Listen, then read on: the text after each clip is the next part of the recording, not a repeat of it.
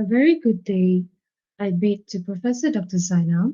My name is Melissa Lizanne James, matrix number BM23110016, a first year medical student of University Malaysia Sabah 2023. This video will be about a brief insights about a female reproductive organ, which is the uterus, with regards to the specialty that I've chosen, which is gynecologist. I'll be disseminating profound wisdom generously on Uterus on the special study module, which is MM10208. Without further ado, let me start with the first thing, which is the anatomy of uterus. Well, in general, we know that the uterus serves as part of the pathway for sperm deposited in the vagina to reach the uterine tubes. It is also the site of implantation of fertilized ovum, development of the fetus during pregnancy and labor. During reproductive cycles, when implantation does not occur, the uterus is the source of menstrual flow. It is situated between the urinary bladder and the rectum. The uterus is the size and the shape of an inverted pad. In females who have never been pregnant, it is about 7.5 cm long and 5 cm wide, 2.5 cm thick. The uterus is larger in females who have recently been pregnant and smaller when sex hormones levels are low, as occurs after menopause. Anatomical subdivision of the uterus include a dome-shaped portion superior to the uterine tubes called the fundus, which is superior to the uterine tube called the fundus of the uterus. Next, a tapering central portion called the body of the uterus, which is the middle section called the body of the uterus. Next, an inferior narrow portion called the cervix that appends to the vagina. The interior of the body of the uterus is called the uterine cavity, and the interior of the cervix of the uterus is called cervical canal that opens into the uterine cavity at the internal OS. The pad rod ligaments, which are this on both sides. The pad rod ligaments are double folds of peritoneum attaching the uterus to either side of the pelvic cavity, whereas the pad uterosacral ligaments, which is also known the peritoneal extensions, lie on either side of the rectum and connect the uterus to the sacrum. Next, let's move on to the major events in a reproductive cycle. This is a diagram on the menstrual flow. The ovarian events, the plasma hormonal concentration, the thickness of endometrium. And this is the ovarian activity. As you can see here, this is called the pituitary gland. The green part is called the anterior pituitary gland, and the yellowish part is called the posterior pituitary gland. For reproductive cycle, the anterior pituitary gland plays a major role. The anterior pituitary gland secretes FSH and LH. FSH, which is follicle stimulating hormone, and LH, which is luteinizing hormone. FSH stimulates maturation of a follicle. The granulosa cells of the follicle produce and secrete estrogens. Estrogen maintains secondary sex traits and also causes the endometrium to thicken. The anterior pituitary gland releases a surge of LH, which stimulates ovulation. The follicular and thecal cells becomes corpus luteum cells, which later on secretes estrogen and progesterone. These are the corpus luteum. Estrogen continue to stimulate the uterine wall development, whereas the progesterone stimulates the endometrium to become more glandular and vascular. More glandular and vascular. Vascular meaning more blood vessels. Both estrogen and progesterone inhibit secretion of FSH and LH from the anterior pituitary gland. If the secondary oocyte is not fertilized, the corpus luteum degenerates and no longer secretes estrogens and progesterones. As the concentrations of the luteal hormones decline, blood vessels begin to constrict in the endometrium. This causes the uterine lining to disintegrate and sloughs off that cause the uterine wall to disintegrate and furthermore causes menstrual flow. The anterior pituitary gland is no longer inhibited and again secretes FSH and LH. This causes a repeat in the reproductive cycle, as the name suggests. Moving forward is the histology of the uterus. Histologically, the uterus consists of three layers of tissues, which is called the perimetrium, myometrium, and endometrium. Perimetrium, which is the outer layer, myometrium, which is the middle layer, and endometrium, which is the innermost layer. Perimetrium is mostly composed of simple squamous epithelium. Laterally, it becomes a broad ligament.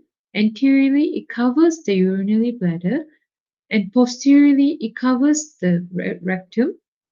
Next is the myometrium. Myometrium consists of three layers of smooth muscle fibers, which is the thickest in the fundus and thinnest in the cervix.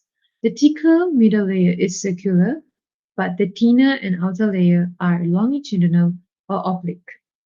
During labor and childbirth, coordinated contractions of the myometrium in response to oxytocin from the posterior pituitary gland help to expel the fetus from the uterus.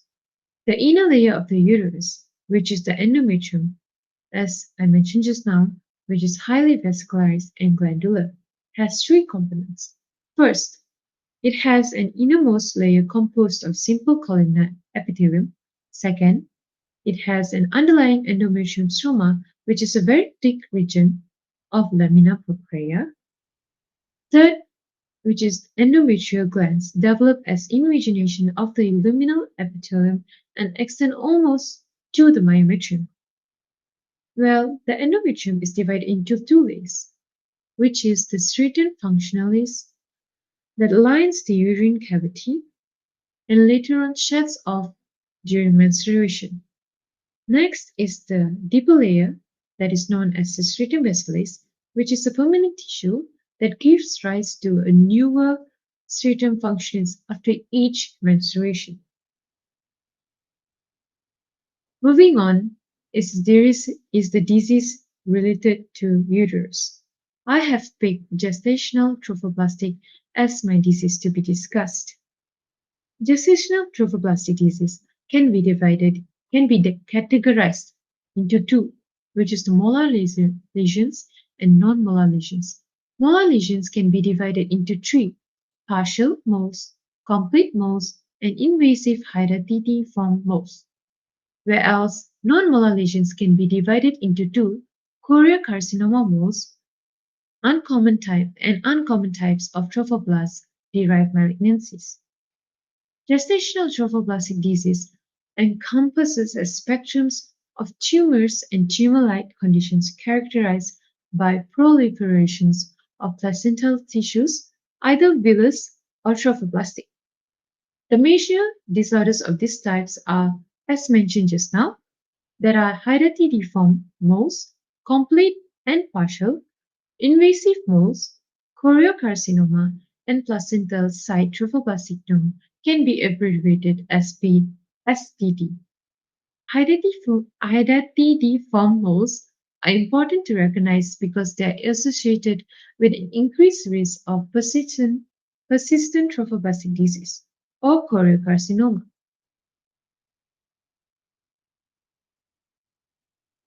Talking about complete moles, which is this is the complete hydatidiform moles. It is result from the fertilization of an egg that has lost its female chromosome. When it loses its female chromosomes, it results the genetic material is completely from the paternal side. Incomplete moles, the embryo most likely die very early in development and therefore is usually not identified. Patients have about 2.5% of risk of subsequent choriocarcinoma and a 15% risk of persistent or invasive moles. On the other hand, partial moles result from fertilization of an egg with two sperm. In these moles, the karyotype is mostly triploid or tetraploid. Fetal tissues are typically present. Partial moles have an increased risk of persistent molar disease, but they are not associated with choriocarcinoma. This is the partial hydatidiform moles. One special thing about partial moles and complete moles is that most women with partial or early complete moles present with spontaneous miscarriage or undergo curettage because of ultrasound findings of abnormal villus enlargement. Talking about invasive mole, it is an infiltrative lesion that penetrates, or even this is the invasive mole, it penetrates or even perforates the uterine wall. It makes holes. There is invasion of the myometrium by hydropic chorionic villi, accompanied by proliferation of both cytotrophoblasts and syncytotrophoblasts. In some instances, the villi invade the perimetrial tissue and blood vessels and may even embolize to distant sites, such as the lungs, the brains. However, these emboli do not grow, but as do through metastasis and even without chemotherapy, they eventually regress. The tumor manifests clinically with vaginal bleeding and irregular uterine enlargement. It is always associated with a persistently elevated serum HCG. Choriocarcinoma. So choriocarcinoma is rapidly invasive and metastasizes widely, but once identified, it responds well to chemotherapy. Rarely, non-gestational choriocarcinoma develops from it develops from germ cells in the ovaries or mediastinum. These tumors are morphologically identical to gestational choriocarcinoma but can be distinguished by the absence of paternally derived DNA, which is present in all gestational choriocarcinoma. The treatment of this disease it depends of this choriocarcinoma depends on the stage of the tumor and usually consists of evacuation of the contents of the uterus and chemotherapy. Last but not least is the placental site trophoblastic tumor, which is abbreviated as PSTT, that presents as a uterine mass, accompanied by either abnormal uterine bleeding or amenorrhea and moderately elevated HCG. The malignant trophoblastic cells typically diffusely infiltrate the endomyometrium. PSTT may follow a normal pregnancy, which is one half of the cases, also spontaneous abortion or hereditary-form moles. Patients with localized disease have an excellent prognosis, but about 10% or 2 to 15% of women die of disseminated disease. To summarize, the disease related to uterus, I have picked gestational trophoblastic disease that consists of complete hydatidiform moles, partial hydatidiform moles, consistent moles and live fetus, invasive moles, choriocarcinoma, and placental side trophoblast chain. Thank you for watching and have a nice day.